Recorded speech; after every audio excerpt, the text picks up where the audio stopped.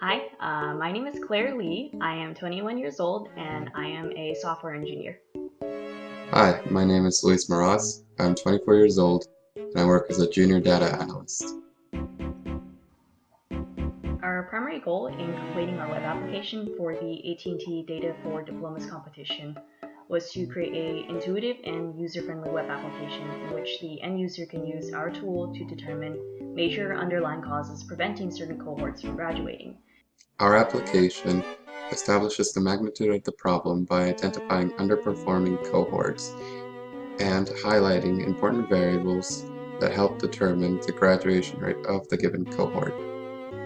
I handled development of the base application that wraps around our core product, which was written in R by my partner. Tasks from my end included database and system administration, SQL, PHP, jQuery, geocoding the Google Maps API, and generating the graduation report summaries. I handled the data analytics of the web application. My tasks included data cleansing, exploration, and reporting. I wrote a shiny web application using R and also wrote many of the MySQL queries that help run the front end of the web app. Our app works by calculating the posterior probability for a given cohort to not graduate. In other words, given current information, we can predict what kind of student is most likely to not graduate. Empowered with this information, we can run a feature selection algorithm on the cohort's graduation rate and how it relates to other variables found in our dataset. We rank the variables that provide the most information gain, as given by the calculation of entropy on the cohort, the attribute, and the cohort and the attribute. Our web application is currently live and accessible at nationalgradstat.org.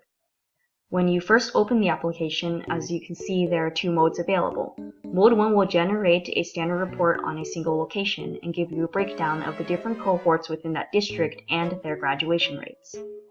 Mode 2, on the other hand, will give you a summary of the entire state and retrieve the probability of each of the cohorts for graduation.